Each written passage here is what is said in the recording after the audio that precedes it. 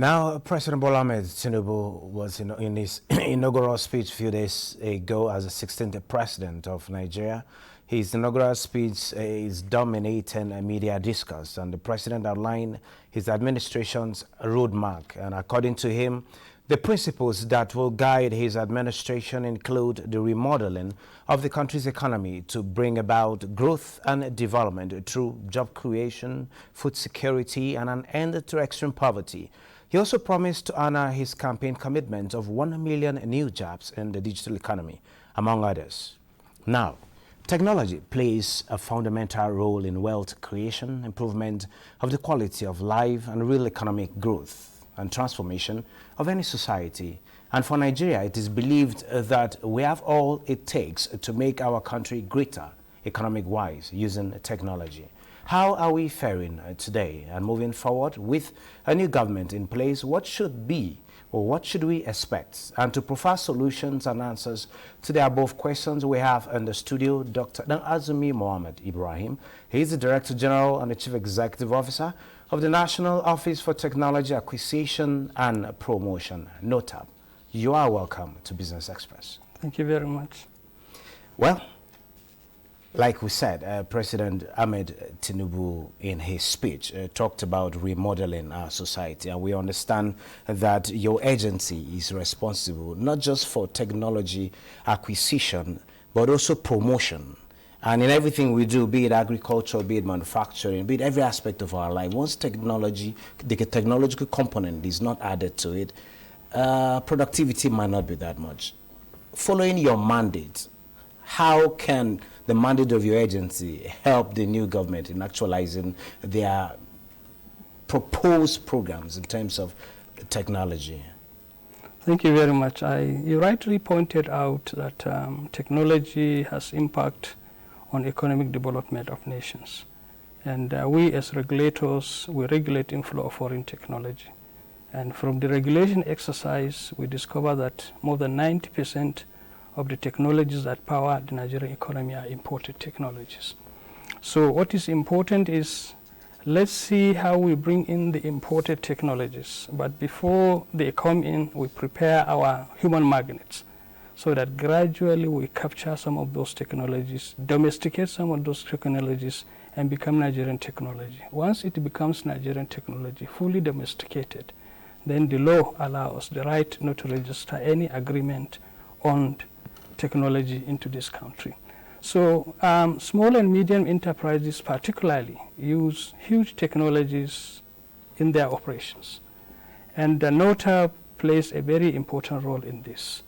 And from the information I have, those small, medium, and enterprises contribute close to 47% of the GDP. Sure. So any effort to make their activities or to make their operations very easy, that would have a long-term impact on the economic development of our country, Nigeria. NOTAP is part of the stakeholders that participate in the ease of doing business. Okay. PEBEC is a Presidential Enabling Business Environment Council, and NOTAP is a very active player. So the essence of establishing PEBEC is to remove constraints, bureaucratic constraints, bottlenecks towards the operations, successful operations of the private sector. So NOTAP is playing a very important role. So through our activities, we automate our process to make it very easy for the private sectors to get our certificate. How does our certificate affect them? When they enter into agreement with any foreign technology provider, because their operations is purely technology, and they solely depend on foreigners to provide them with those technologies. When they get the agreement signed between them and the technology providers, that is what we register in NOTAP. Okay, let me pause your thoughts on that. Being a regulator, and I know the government that just finished talking about the President Muhammad Buhari's administration had this program on a local content development to the point that there was an establishment of the Nigeria Content Board, though it dealt with mostly the oil and gas, but also the local content initiative spreads across other sectors of the economy.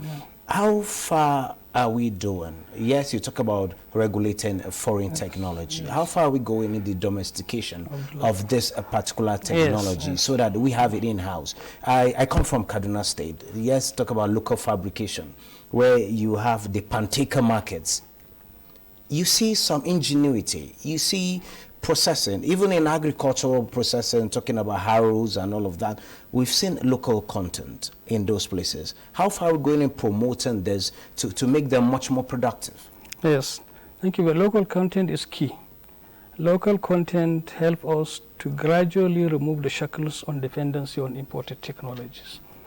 There are agencies in this country that are saddled with the responsibilities of improving local content.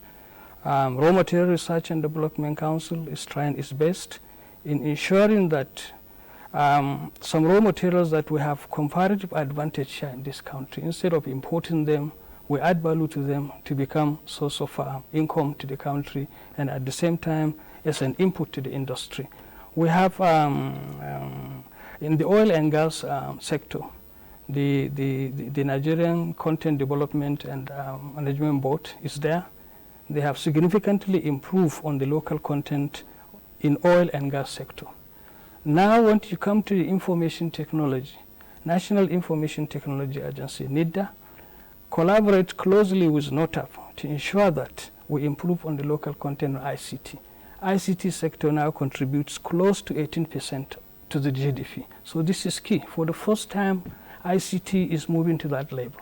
So NOTAP and NIDA collaborate. If there is any agreement on the purchase or acquisition of IT infrastructure, we consult NIDA. If we have alternative in this country, we don't register it.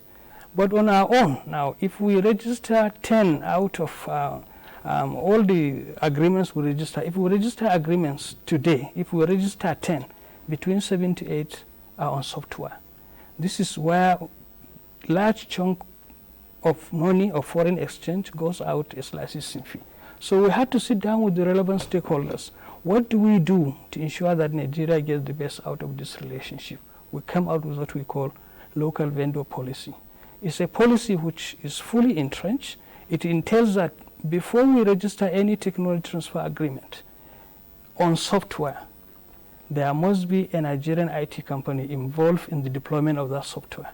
There must be a Nigerian IT company involved in the maintenance of that software. The strategy is, if you involve intelligent Nigerians in the deployment of that particular software, in the maintenance of that software, whether the original equipment manufacturers, the owner of those softwares, like it or not, a good part of it will capture by Nigerians. That is a strategy. It was with struggle, but as a regulator, once you remain firm, they have no option but to follow the suit. So, and for the owners of the software, since they are competing within themselves, and for their software to work perfectly within the system, they have no option but to train Nigerians on the application of that software. There is another caveat that continuously milk Nigerian system. After every year of operation on that software, you pay between 12 to 23% of the licensing fee as maintenance fee. We insist that if a Nigerian IT company is involved in the deployment, is involved in the maintenance of that particular software, 40% of that ATS should be given to Nigerian company as compensation. So with the training they are getting from the owners of the softwares, with the training they are getting from the maintenance of that software, and with the 40% of that ATS they are getting, if you look at it, we have developed capacities in terms of software application development, and the 40% they are getting has given them some kind of financial muscles that help them to translate what they have learned into product and services. Namely, after 7-8 years of operation of that policy, we took a survey, and we have seen the huge number of young, talented Nigerians whose capacity in terms of software application development was huge. And the 40%, they be able to get 40% of the ATS. So is that to say Nigeria is on course? Of course, I'm telling you, I have not landed. Now I can tell you, Nigerians have started exporting software across Africa. Even our automation process, we are riding on a platform established by a Nigerian. Earlier, foreigners say they wanted to come and do it for us. We say no. What we want is Nigerians to start it It was try and error. After some time, it is perfected. Now we are fully automated. Our technology transfer process is fully automated. And we are riding on the platform developed by Nigerians. So I'm telling you, it's a matter of time. Particularly in the ICT sector, we have sown enough seeds, and we begin to reap the value of the seeds we have sown.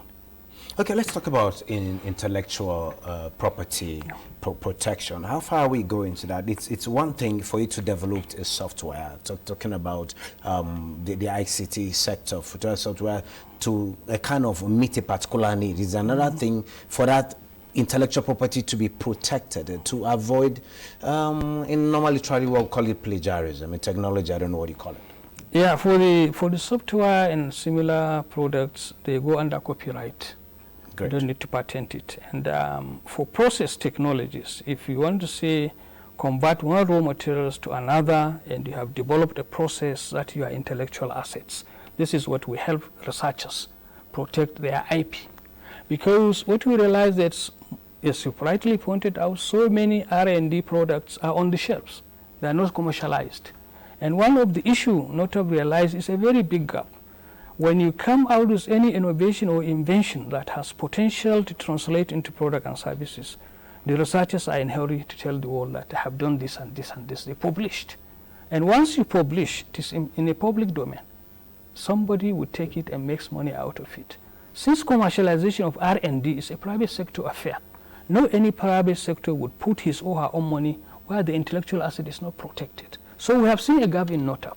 So we assist Nigerians, whether in this country or abroad. If you have any innovation and inventions that is patentable, you come to NOTAP, you go to our website, you download the necessary forms. You fill where you cannot fill properly, our staff are there to guide you. We write the claims, we do the search, we take it to patent registry, pay the patenting fee. We only call the researcher to come and collect his patent certificate. That is the initial stage of commercialization of R&D. Now for you to look for a private sector to put in his or her money, the IP must have to be, the innovation must have to be fully protected.